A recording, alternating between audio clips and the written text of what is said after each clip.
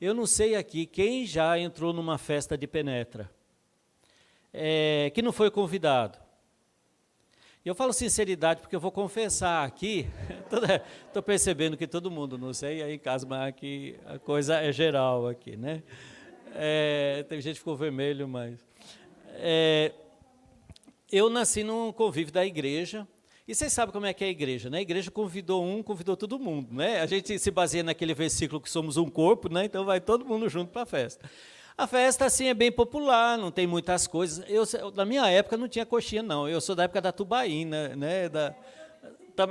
Pronto, lá.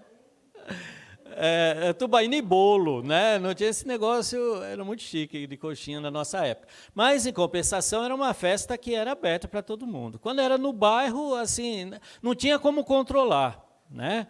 Você chegava, encontrava alguém e falava, quem é você? Ah, eu sou a prima da vizinha, da cunhada, da tua irmã, alguma coisa assim, né? E estava lá no meio. Mas também existem aquelas festas VIPs, né? Daquelas pessoas importantes, muito importantes, né? E aí a coisa é diferente, né? Porque as pessoas são restritas, o local é restrito, os convites são formais e restritos. Eu já fui numas dessas, né? Na frente tem uma pessoa com uma lista de convidados e você tem que dar um nome, né? E não só o nome, às vezes você tem que apresentar um convite, né? Formal que você recebeu. Às vezes, né, você tem até a impressão que vão revistar você, né? Tem alguns VIPs que é assim, você não pode nem entrar com o celular para tirar a foto, né? Esses é mais difícil entrar como penetra. Mas eu queria que a gente imaginasse na festa do primeiro Natal. O que você acha? Que era uma festa popular ou uma festa VIP? Se a gente for pensar no local, né, foi numa manjedoura, chamou os pastores, e pastor ali não é pastor de igreja, era pastor de ovelhas mesmo, né, o povão ali, a gente pode imaginar, é uma festa bem popular. Mas se a gente for pensar no recém-nascido, na pessoa, essa pessoa era VIP, era Jesus, o Senhor dos senhores, o Rei do universo. Não existe uma pessoa mais VIP do que o próprio, do que aquele que nasceu. E aí, o que você acha? Né? Bem, embora o convite ele tenha se estendido e de maneira muito interessante, como a gente viu, lá para o Oriente, os magos do Oriente, olhando as estrelas, reconheceram que alguma coisa estava acontecendo ali em Israel e foram para lá, para Jerusalém, perguntar para Herodes. E Deus convidou aqueles sábios, né, que na nossa tradução está magos, mas eram como cientistas, astrônomos ali da época, que não somente reconheceram a estrela, mas eles tiveram o desejo de procurar e investir o tempo, investir os recursos, inclusive um presente de reconhecimento àquele que estava nascendo, diferente de alguns cientistas de hoje em dia, que às vezes só querem especular, saber, mas não se envolvem com aquilo. Aqueles do Oriente não, eram sábios e foram convidados e entenderam esse convite que Deus fez através da estrela, através do céu, né, e foram até lá. Mas, embora esse convite, né, meio distante, que Deus enviou para eles, mostrando o quão abrangente era essa festa, existe um convite formal, que está lá na Bíblia, que foi feito para os pastores daquela região, que nos ajuda a entender melhor, que está lá em Lucas, capítulo 2, versículo 10 e 14. Esse daqui as boas notícias oficiais que o Caleb está dizendo para nós, né, aqui no domingo, mas é baseado nesse texto, lá no Evangelho de Lucas, capítulo 2, versículos 10, 14. Diz assim o texto, Lucas 2, versículo 10. O anjo, porém, lhes disse, não temais, eis aqui vos trago boa nova de grande alegria, que o será para todo o povo. É que hoje vos nasceu na cidade de Davi o Salvador, que é Cristo o Senhor. E isto vos servirá de sinal. Encontrareis uma criança envolta em faixas e deitada em manjedoura. E subitamente apareceu com o anjo uma multidão da milícia celestial, louvando a Deus e dizendo: glória a Deus nas maiores alturas e paz na terra entre os homens a quem Ele quer bem. Amém. Irmãos, comemoramos o Natal graças a esse convite. E esse convite, embora um convite formal, ele nos ajuda a entender quem são os convidados e como é que funcionava esse convite. A gente percebe logo no versículo 10 aqui, quando o texto diz muito claramente que a boa nova é para todo o povo. Versículo 10 diz: o anjo, porém, lhes diz: não temais, eis aqui vos trago boa nova de grande alegria, que o será para todo o povo.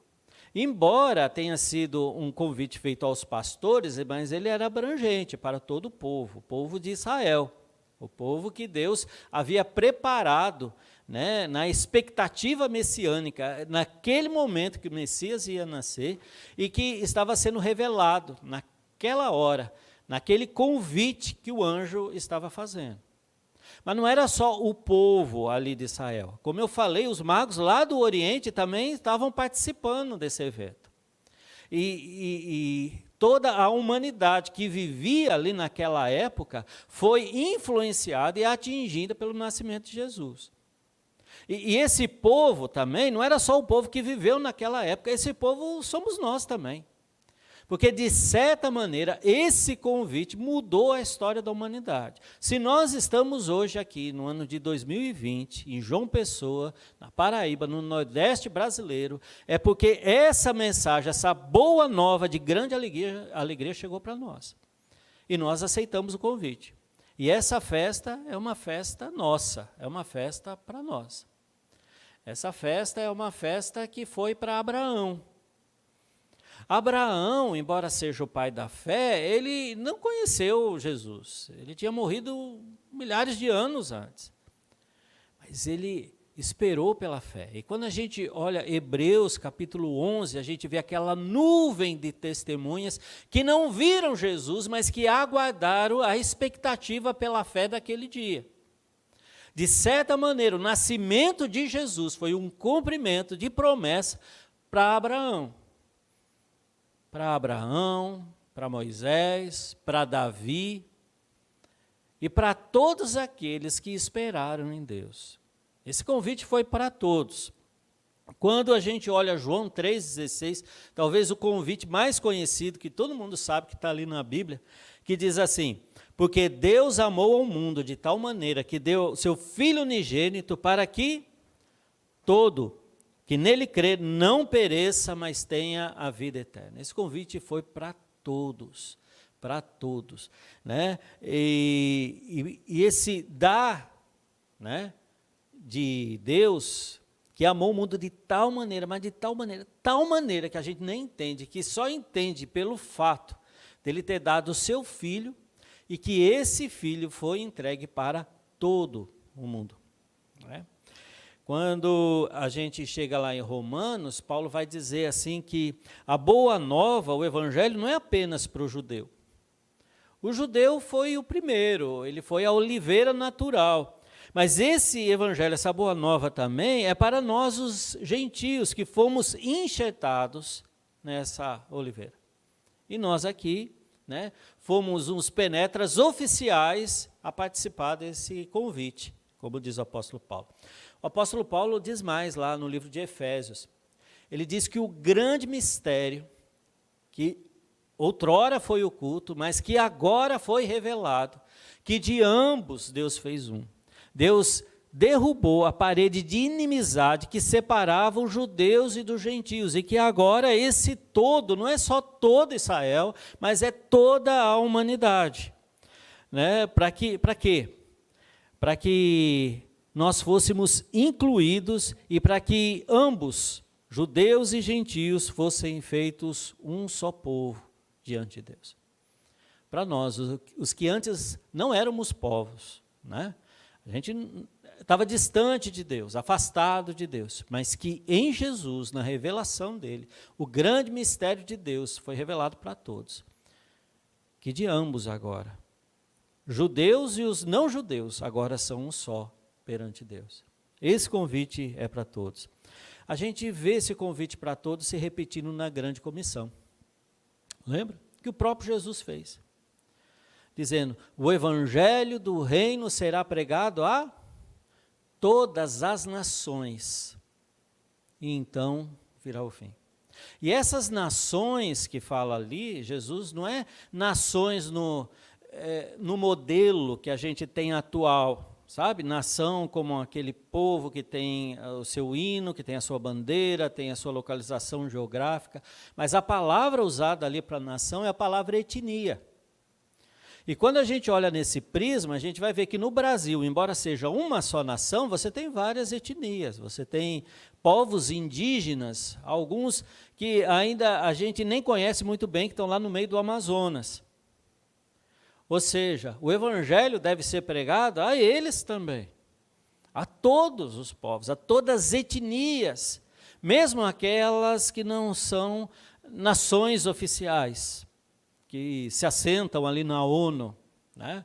Mas aqueles que ainda são um grupo com uma cultura própria, que tem uma língua própria e que precisam conhecer a Jesus, que ele que ele se encarnou e veio aqui na terra, habitou no nosso meio, para que o conhecêssemos. Esse todo mundo também foi expresso nas parábolas de Jesus. Quando a gente olha as parábolas, a gente vê que Deus é retratado como aquele que gosta de festa, que gosta de banquete. E você vê em várias delas esse convite. E geralmente é feito primeiro para aqueles religiosos, aqueles, né, que têm assim, uma certa proeminência, aqueles que devem, mas geralmente eles recusam. Então o convite se torna para todos, e todos incluindo os excluídos.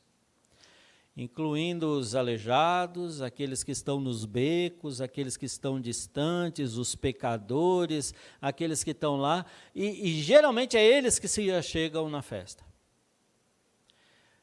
Interessante como Deus faz. O convite não é para aqueles que acham que merecem. Não, pelo contrário. O convite é principalmente para os que necessitam, para os que precisam, para os que estão longe e distantes. E Deus faz isso. E o mais interessante e talvez o mais lindo da prova de que esse convite era para todos é o próprio Apocalipse. Porque no Apocalipse a gente vê um relance do que vai acontecer. A gente tem um trailer do final do mundo. E é interessante quando o apóstolo João está ali vendo uma visão e de repente ele vê o trono de Deus, é aquele que se assenta à direita de Deus, e ele vê os anjos cantando, ao único que é digno de receber toda a glória, todo o louvor e todo o poder, e de repente começam a cantar o mesmo cântico de Moisés, e tem ali os 4 seres viventes, e tem os anjos, e todo mundo ali diante daquele momento, e ele começa a perceber e ver aqueles que procedem de toda a tribo, língua, povo e nação que estão diante do Cordeiro. E a cena é interessante porque começa com uma grande comoção, porque existe um livro ali, um livro que tem escrito nomes, né, de todo lado, mas aquele livro está preso, está atado, ninguém consegue ler porque tem selos ali que protegem aquele livro. E João descobre que aquele livro é um livro onde tem o nome dos herdeiros, né? O nome daqueles que herdaram aquele reino. E é um constrangimento porque ninguém consegue abrir e nem olhar para o livro.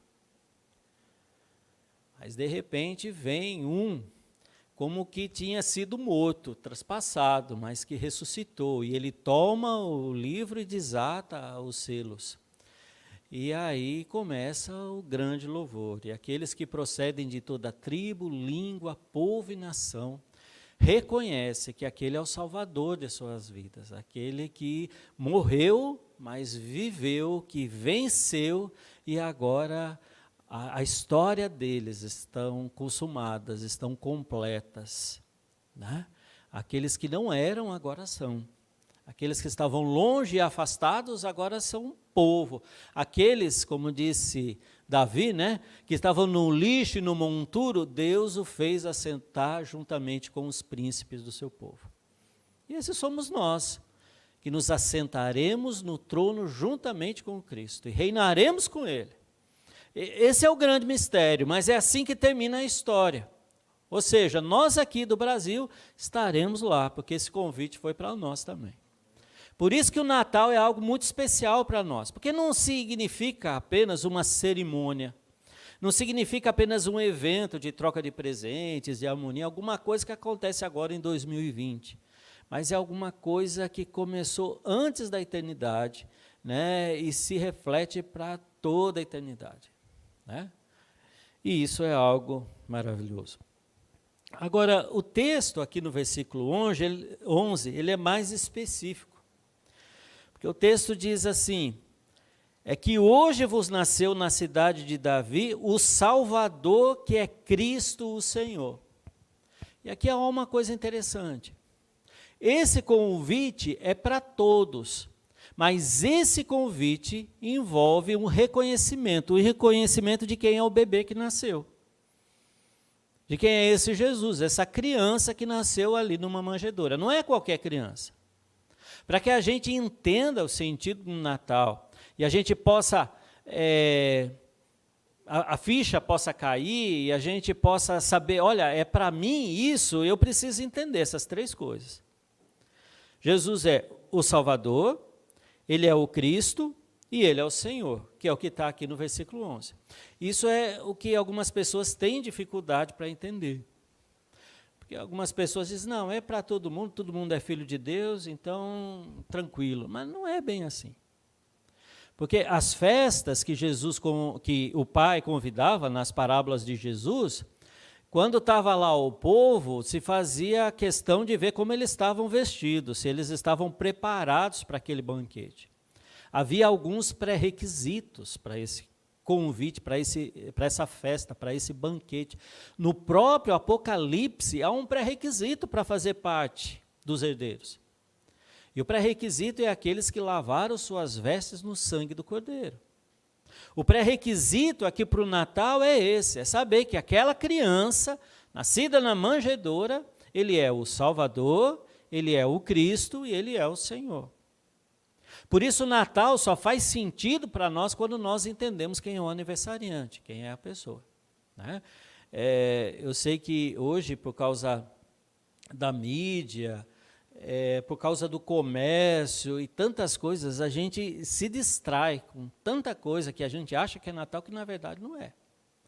Como a gente viu, às vezes a data, há uma certa confusão, uma questão de local, a gente vê tantas coisas assim tomando o lugar do que é principal, que é Jesus. Natal é o nascimento de Jesus, o verbo que se fez carne. E a primeira coisa que diz aqui é que a gente precisa reconhecer Ele como Salvador. Nem todo mundo tem Jesus como Salvador. Eu acredito que pela nossa cultura, no Brasil, né, por aquilo que nós recebemos na tradição religiosa, como um país católico que foi colonizado por portugueses, alguns espanhóis, e também alguns europeus, e essa cultura cristã foi muito forte, eu acredito que a grande maioria diz que aceita Jesus. Se eu perguntar quem aceita Jesus, todo mundo vai falar. Jesus é um sujeito muito bom, a gente sabe na história que ele amava as pessoas, o Filho de Deus, ele é o acesso que nós temos a Deus, mas muitas pessoas se congratulam, se simpatizam com Jesus, mas poucos são os que reconhecem Jesus como Salvador. Sabe por quê? Porque eu só entendo o que significa Salvador quando eu reconheço a necessidade de um. E nem todo mundo reconhece a necessidade do Salvador. Todo mundo quer Jesus como se fosse um upgrade, né? Alguma coisa que acrescente, né, valor na sua vida. Mas reconhecer Jesus como Salvador significa eu dizer que eu não tenho valor nenhum. Né? Significa que eu sou um pecador, miserável, perdido, condenado, que preciso de um Salvador. Isso não é fácil, porque isso vai contra o nosso orgulho, nossa vaidade, aquilo que a gente acha. Né? E para quem nasce numa tradição cristã, inclusive evangélica, é mais difícil ainda. Porque parece que ele conhece as músicas, ele conhece como funciona os textos bíblicos, as pessoas, os trejeitos cristãos, né? A paz do Senhor, vamos orar, já sabe como é que funciona a liturgia, e às vezes passa tempo e tempo na igreja, um grande simpatizador de Jesus, que acha que Jesus, na hora do aperto, é uma boa saída, uma solução. Mas não entende Jesus como Salvador porque não olha para si e vê quem ele realmente é. Irmãos, como é importante. C.S. Lewis dizia uma frase que eu acho muito interessante. Ele dizia que o cristão tem uma vantagem contra os não cristãos. A gente tem uma vantagem. Mas a nossa vantagem não é porque a gente é menos impuro e vive num mundo menos decaído. A vantagem do cristão diante de todos os outros é porque o cristão sabe que ele é condenado, ele sabe que ele é corrupto, ele sabe que ele é pecador. É essa a nossa vantagem. É assumir, é reconhecer, para que a gente possa confessar. Nós precisamos no Salvador. E se no Natal você não vê Jesus como seu Salvador, sinto muito, mas você perdeu o principal do Natal. E pior, você perdeu a Jesus. Né? Como aquela história que a gente conta, né, do sujeito, né, já muito simples, que tinha um barco que atravessava as pessoas de um lado ao outro, né, um tipo de uma balsa individual muito pequena, não cabia muita coisa, e que estava ali fazendo o seu trabalho, e chegou uma pessoa muito importante. E foi ali para poder chegar do outro lado do rio, um rio caudaloso, né, bastante, né, agitado, mas aquele barqueiro era muito experiente, né, então ele foi até o barqueiro e eles estavam ali atravessando, né, o barqueiro remando com cuidado, e de repente aquele sujeito importante olhou para o barqueiro e falou assim: olha que lugar bonito, olha só que paisagem, isso me lembra assim, alguns quadros, né? Olha aqueles girassóis, me lembra Van Gogh, alguma coisa. Você já viu um quadro de Van Gogh? Coitado do barqueiro, nem sabia que era isso, nem sabia se era doença, nesse nome, o que era. Falou, Van Gogh, não, nunca vi. Ele falou, você não conhece pintura, você perdeu metade da sua vida. Né? Ele era um pintor da Europa. A Europa é um lugar muito bonito, que tem muitos prédios, edifícios, muita coisa histórica, cheia de arte. Você conhece a Europa? Coitado do barqueiro, nunca saiu, né, da casa dele, falou, me desculpe, mas não conheço. Ele falou, você perdeu metade da sua vida, não conhece nada disso.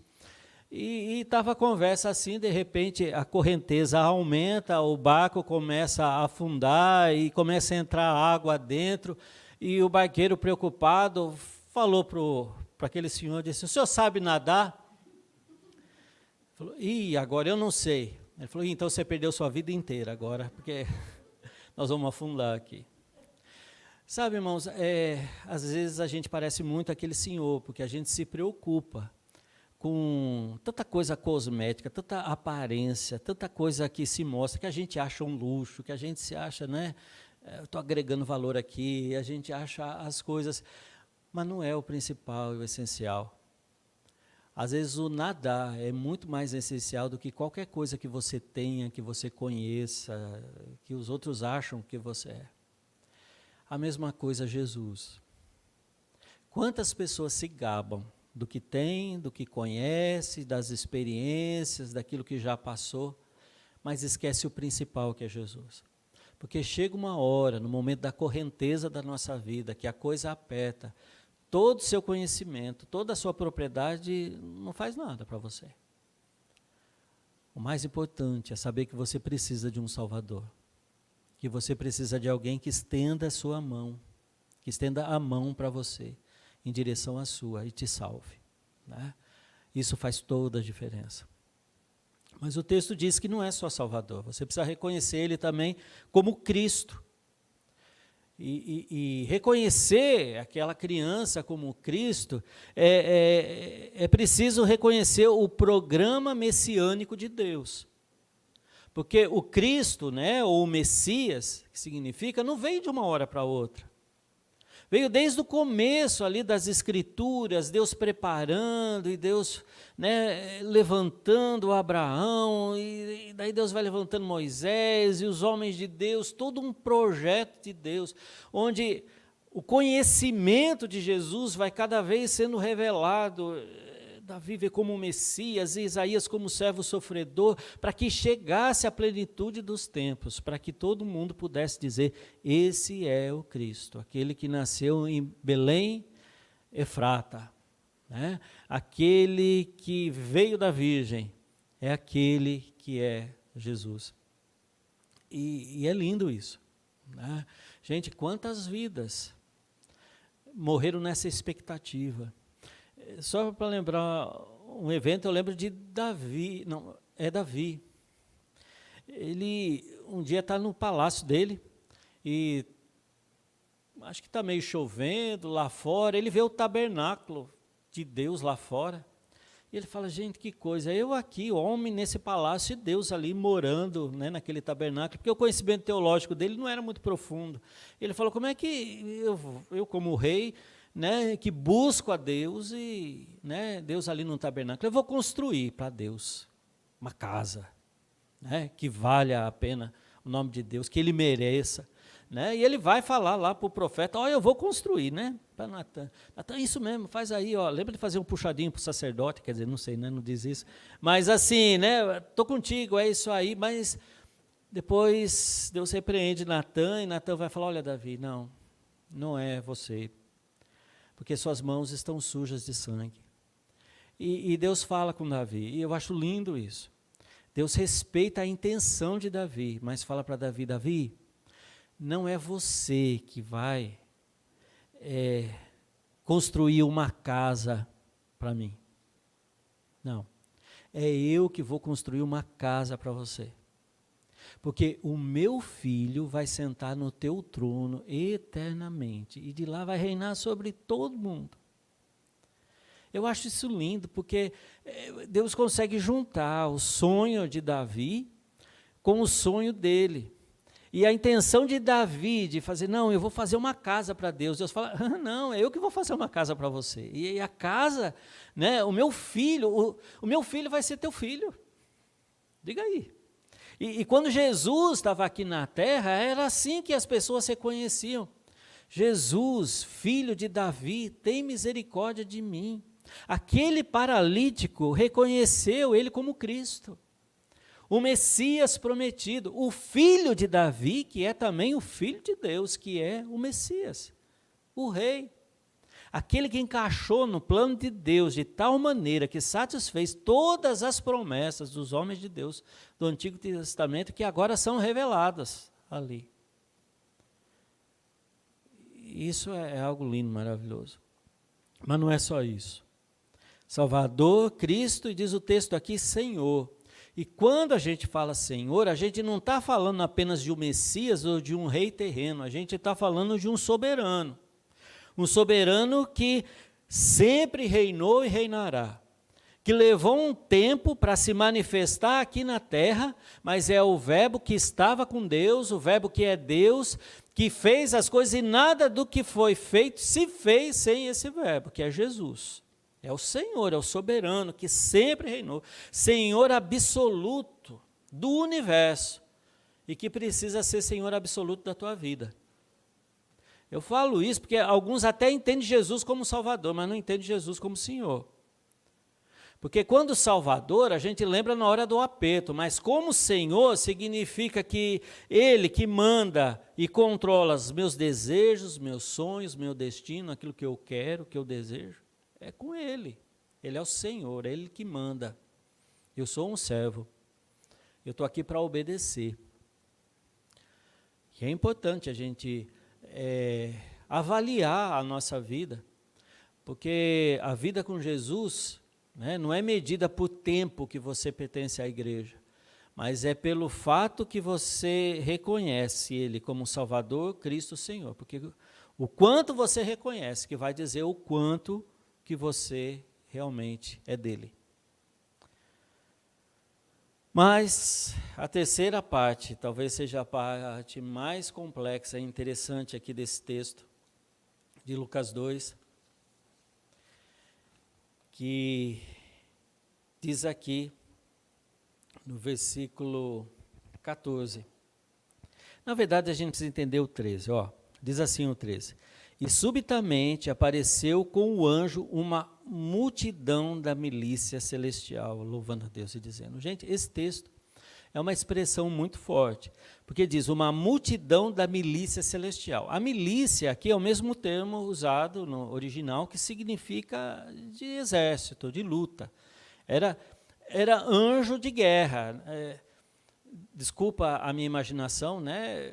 Eu estou trabalhando no hospital militar agora, estou muito com esse negócio de patente, né, na cabeça. Mas, assim, eram uns anjos que não era soldado raso, não. Né?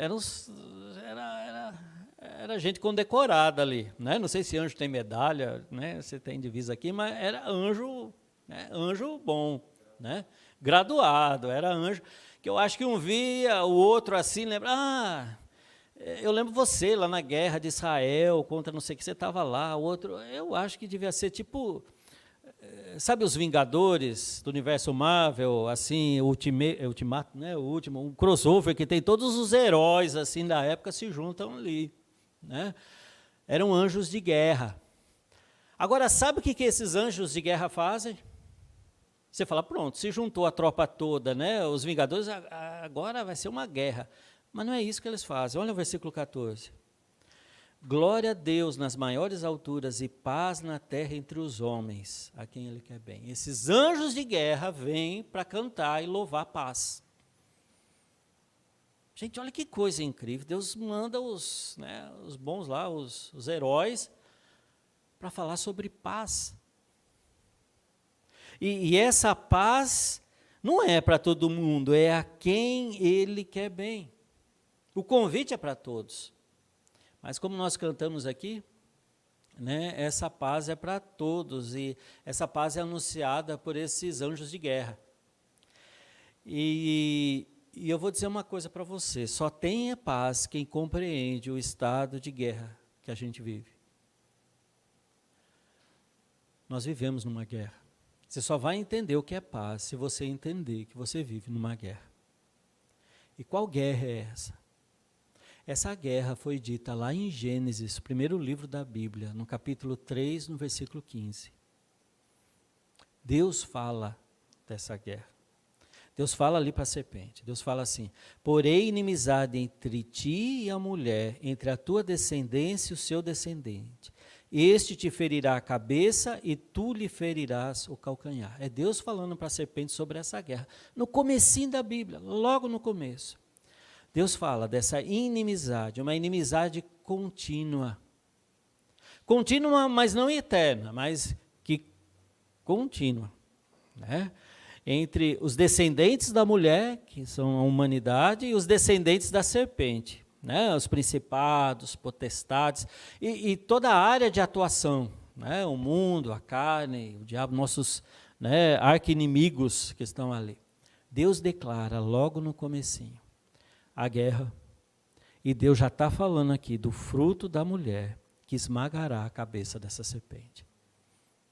A gente entende essa paz quando a gente entende dessa guerra. Não é qualquer guerra, não. Não é uma guerra política, não é uma guerra aqui humana, primeira, segunda guerra, não, nada disso. É uma guerra cósmica, uma guerra muito mais profunda que, logo no princípio, ali no Jardim do Éden, Deus faz questão de declarar isso, de falar para a serpente, ó, tem uma guerra aqui. Mas um dia, a semente da mulher, o meu filho, vai pisar, esmagar a tua cabeça. Né? E é lindo que os anjos lembram disso. Os anjos da guerra vêm e anunciam isso. Né? Jesus fala muito dessa guerra. Lá em João capítulo 10, versículo 10, Jesus fala, o ladrão vem somente para roubar, matar e destruir. Quando ele fala isso, não está falando de qualquer ladrão, ele está falando do diabo, Satanás. Né? Paulo diz lá em Efésios capítulo 6, no versículo 12, quando ele diz, porque a nossa luta não é contra a carne, nem contra o sangue, quer dizer, contra pessoas, seres humanos, e sim contra os principados e potestades, contra os dominadores deste mundo tenebroso, contra as forças espirituais do mal nas regiões celestes. Essa é a nossa guerra. Uma guerra constante, uma guerra verdadeira. Isso não é ficção, não. Isso é realidade. E somente quem enfrenta essa guerra sabe a necessidade da paz que a gente precisa. Lá em 1 João, capítulo 3, versículo 8, João diz assim, aquele que pratica o pecado procede do diabo, porque o diabo vive pecando desde o princípio. Mas aí ele diz o seguinte, para isto se manifestou o Filho de Deus, para destruir as obras do diabo. Irmãos, o Natal não é aquela coisinha fofinha do bebê. Ali há uma guerra. Aquele que esmagaria a cabeça da serpente está nascendo. O Filho de Deus se manifestou para destruir as obras do diabo. Irmãos, como isso é tremendo. Como é maravilhoso. A guerra que nos tira a paz, a guerra que nos atormenta, foi consumada por causa daquela criança que está nascendo ali, que esmagaria a cabeça da serpente. Por isso, que quando Herodes ameaça Jesus e vai lá matar todas as crianças com menos de 2 anos, a família e Jesus fogem. Quando o sumo sacerdote, em vários momentos, procura apoio de Jesus, né, Jesus protesta. Quando Pilatos diz que ele pode dar um jeitinho ali para tirar, né, livrar a cara de Jesus, Jesus se cala. Sabe por quê? Porque Jesus não estava interessado em vencer líderes políticos da época. Jesus estava preocupado em triunfar sobre Satanás, e isso ia acontecer na cruz. Aquela criança que nasceu na manjedoura ia enfrentar a cruz por um único objetivo. E nisso Jesus estava muito focado. Irmão, chegou um momento que as pessoas queriam colocar Jesus como rei. Jesus tinha multiplicado o pão, os pães, né? Aí falaram, pronto, chegou, é esse, agora sim, é esse o Messias que nós queremos. Sabe o que Jesus fez? Ele se retirou e subiu no monte sozinho para orar. Porque ele veio para ser rei, mas não o rei nesse sentido, não o rei humano, ele veio para ser rei e esmagar a cabeça da serpente, destruir, destronar o diabo e seus principados. Conclusão. A gente precisa lembrar, o convite das boas novas é para todos, mas encontrar a paz é para alguns. Primeiro, é para quem reconhece Jesus como Salvador, como Cristo e como Senhor. Embora o convite seja para todo mundo, infelizmente nem todos vão desfrutar da paz. Você precisa reconhecer que aquela criança que nasceu é o Salvador, é o Cristo e é o Senhor. E segundo, você precisa reconhecer uma guerra contra o diabo, contra a carne, contra o mundo, e que só Jesus pode dar a paz, só Jesus pode vencer essa guerra, e é por Ele que nós podemos vencer. A outra conclusão que a gente pode ter é que essa paz é garantida, porque a vitória já está garantida. Irmãos, não é, como seria bom. Essa vitória é garantida, e é isso que o anjo anuncia. Chegou o momento, chegou a hora, essa criança está nascendo, paz aos homens, a quem Deus quer bem. Efésios 1, 20 a 23, Paulo diz, o qual exerceu ele em Cristo, ressuscitando-o dentre os mortos e fazendo-o sentar à sua direita nos lugares celestiais, acima de todo principado e potestade, poder e domínio, e de todo nome que se possa referir, não só no presente século, mas também no vindouro. E pôs todas as coisas debaixo dos pés, e para ser o cabeça sobre todas as coisas, o deu à igreja, a qual é o seu corpo, a plenitude daquele que a tudo enche em todas as coisas. Por causa daquela criança, nós estamos assentados nas regiões celestiais juntamente com Cristo. E Cristo tem colocado todas as coisas como escabelo dos nossos pés, inclusive o diabo. Você talvez se assuste com o diabo quando enfrenta. Mas lembre aonde você está, porque Jesus te colocou lá. Romanos 16, 20. E o Deus da paz, em breve esmagará debaixo dos vossos pés a Satanás. A graça de nosso Senhor seja convosco. Paulo dizendo, é a paz. O Deus da paz, que vai esmagar debaixo dos vossos pés a Satanás. Irmãos, Jesus já esmagou. Agora é nós como igreja. Chegou a nossa vez. Né? De compartilhar da autoridade que Jesus nos deu ali na cruz do Calvário.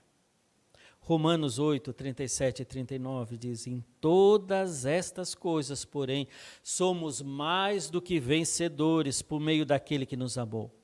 Porque eu estou bem certo de que nem a morte, nem a vida, nem os anjos, nem os principados, nem as coisas do presente, nem do porvir, nem os poderes, nem a altura, nem a profundidade, nem qualquer outra criatura poderá separar-nos do amor de Deus que está em Cristo Jesus, nosso Senhor. Glória a Deus, glória a Deus. Nada, ninguém. Por isso temos a paz. Porque não há principado, potestade, necessidade, fome, nada que possa nos impedir.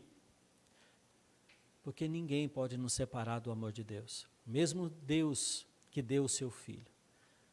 Quanto mais agora não nos dará todas as coisas que necessitamos para herdar. Não é isso que Paulo diz aos Romanos? Se Ele nos deu o seu Filho, quanto mais todas as outras coisas.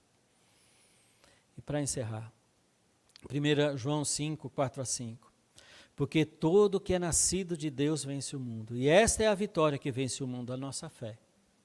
Quem é que vence o mundo, senão aquele que crê ser Jesus, o Filho de Deus? Essa vitória é para mim, é para você, é para nós. Nós podemos viver.